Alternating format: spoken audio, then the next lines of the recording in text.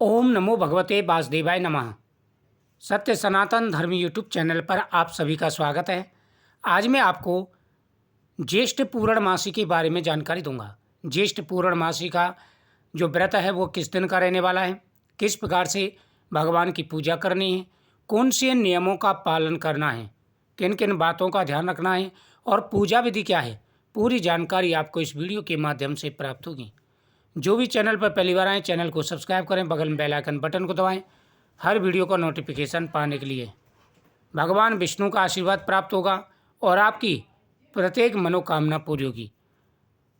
पूर्णमासी के दिन सत्यनारायण भगवान की पूजा की जाती है। जिस घर में सत्यनारायण भगवान की पूजा होती है वहाँ पर खुशियाँ आती हैं, सुख और समृद्धि आती है और सभी प्रकार के मनोरथ पूरे हो जाते हैं। शास्त्रों में कहा गया है कि जिस घर में सत्यनारायण भगवान की पूजा हो वहाँ पर साक्षात माता लक्ष्मी का वास होता है। उस परिवार में हमेशा खुशियाँ, तरक्की और कामयाबी बनी रहती है। जीवन में आ रहे सारे कष्ट दूर होते हैं और भगवान प्रसन्न होकर के आशीर्वाद देते हैं। साल का सबसे बड़ा शुभ योग बन चुका है। आने वाला समय आपके लिए खुशी भरा और तरक्की भरा रहेगा, कामयाबी भरा रहेगा। जीवन में आ रहे सारे कष्ट दूर होंगे। तो सत्यनारायण भगवान की पूजा इस दिन जरूर करनी है। साथ ही इस दिन हवन का बड़ा महत्व होता है। पूर्णमासी के दिन अगर घर के अंदर हवन किया जाए तो घर की नकारात्मकता खत्म होती है। प्रत्येक व्यक्ति को पूर्णमासी के दिन हवन जरूर करना चाहिए। जिस घर में पूर्णमासी के दिन हवन किया जाता है वहाँ पर सभी देवी देवताओं का वास होता है। पूर्णमासी के दिन भगवान शिव की पूजा का बड़ा महत्व होता है। खीर का प्रसाद बना करके अगर भगवान शिव को समर्पित किया जाए, 11 बेलपत्र और खीर का प्रसाद भगवान शिव को समर्पित किया जाए तो सभी प्रकार के मनोरथ पूरे हो जाते हैं। सबसे पहले नियमों का ध्यान रखें। पूर्णमासी के दिन कुछ नियम हैं, जैसे घर में तामसिक भोजन नहीं बनना चाहिए। घर के अंदर तामसिक भोजन पूर्णमासी के दिन नहीं बनाएं। आप व्रत रखें या ना रखें, लेकिन तामसिक भोजन नहीं बनाना है। इस बात का विशेष रूप से ध्यान रखें। घर में लड़ाई झगड़ा ना करें, बाल नाखून आदि ना कटवाएं। घर के अंदर पवित्रता का विशेष रूप से ध्यान रखें और अगर संभव हो सके तो इस दिन सत्यनारायण कथा के साथ साथ में हवन भी करें। जिस घर में हर महीने सत्यनारायण भगवान की पूजा होती है, हवन होता है, उस घर की दरिद्रता, उस घर की अशांति सब दूर हो जाती है। उस घर में सुख समृद्धि आती है, हमेशा खुशियाँ और शांति बनी रहती है। इस दिन भगवान गणेश जी की पूजा का भी बड़ा महत्व होता है। सब प्रथम भगवान गणेश जी की पूजा करें, उसके बाद में लड्डू गोपाल जी की पूजा करें। लड्डू गोपाल जी को आप स्नान कराएं, चंदन का टीका लगाएं, भगवान को तुलसी दल फल समर्पित करें। ओम नमो भगवते वासुदेवाय नमः मंत्र का जाप करें, इससे आपकी मनोकामना पूरी होगी। इस दिन गौ माता की पूजा का भी बड़ा महत्व होता है। जो व्यक्ति इस दिन गौ माता को फल खिला के आते हैं, घर में बना हुआ प्रसाद गौ माता को खिलाते हैं, उनकी प्रत्येक मनोकामना पूरी हो जाती है। घर में खुशियाँ आती हैं, सुख और समृद्धि आती है और हर मनोरथ पूरे हो जाते हैं। तो महा दुर्लभ योग बन चुका है। आने वाला समय आपके लिए खुशी भरा और तरक्की भरा रहेगा, कामयाबी भरा रहेगा। पूर्णमासी के दिन सत्यनारायण भगवान की कथा तो करें, साथ ही पितरों के नाम से दान पुण्य भी करें। अगर थोड़ा बहुत हो जाए तो इस दिन पितरों के नाम से दान पुण्य भी करना चाहिए। इससे परिवार में खुशी का माहौल रहता है और पितृ प्रसन्न होते हैं, आशीर्वाद देते हैं। परिवार में हमेशा शुभ मंगल कार्य संपन्न होते रहते हैं।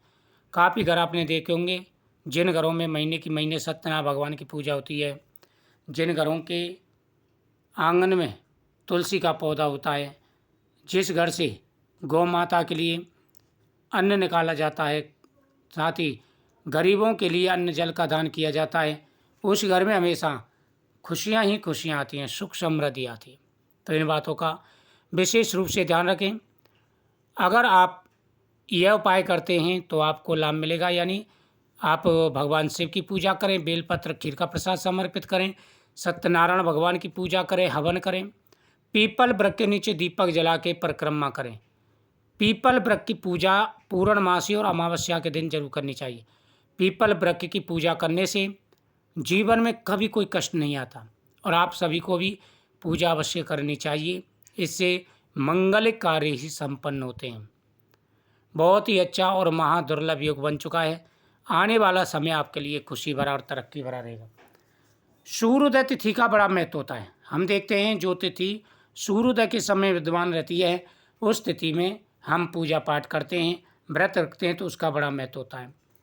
अगर पूर्णमासी की बात करें तो 29 तारीख को सुबह 3:06 से पूर्णमासी प्रारंभ होगी और रात को 5 यानी 30 तारीख की सुबह 5:26 तक रहने वाली है। तो चंद्रमा को अर्घ देते, जो व्रत रखते हैं वो चंद्रमा को अर्घ देते हैं, शाम को देते हैं। तो चंद्रोदय के समय भी पूर्णमासी तिथि 29 तारीख को रहेगी और सूर्योदय के समय भी 29 तारीख को पूर्णमासी तिथि रहेगी। तो इस वजह से ये जो व्रत है यह 29 जून का रखा जाएगा। 29 जून को ही दान पुण्य का महत्व है। उसी दिन हवन करें, उसी दिन पूजा पाठ करें, सत्यनारायण भगवान की कथा करें। आपके जीवन में आ रहे सारे कष्ट दूर होंगे और आपकी प्रत्येक मनोकामना पूरी होगी।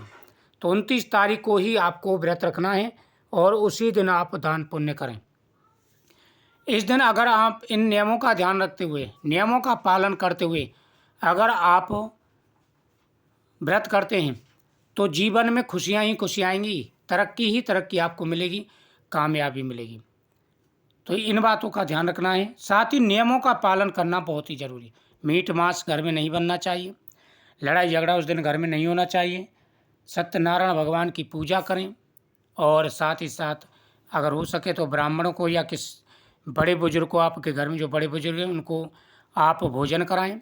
इससे आपके जीवन में खुशियाँ ही खुशियाँ आएंगी, तरक्की और कामयाबी आपको मिलेगी। बहुत ही अच्छे योग बन चुके हैं। और आप नियम बना लीजिए कि पूर्णमासी जब भी महीने में आए, ये नियम बना लीजिए जब भी महीने में पूर्णमासी आती है तो आप भगवान सत्यनारायण की पूजा जरूर करें।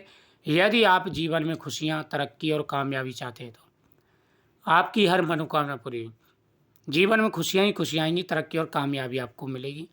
मुझे उम्मीद है आपको ये जानकारी बहुत ही अच्छी लगी होगी। तो इस वीडियो को शेयर करें, चैनल को सब्सक्राइब करें, कमेंट में जय सत्यनारायण भगवान की या श्री महालक्ष्मी नमः जरूर लिखें।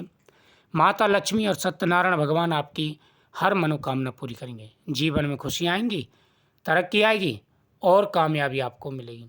तो आपको 29 तारीख को व्रत रखना है और फिर उसके बाद में अगला महीना प्रारंभ हो जाएगा। तो कथाओं का श्रवण जरूर किया करें। और एक चीज़ का ध्यान रखें, जिन्होंने मेरा चैनल सब्सक्राइब कर रखा है वो एक बार अनसब्सक्राइबर करें, फिर दोबारा से सब्सक्राइबर करें, क्योंकि नोटिफिकेशन आप तक हर वीडियो का नहीं पहुंच रहा है।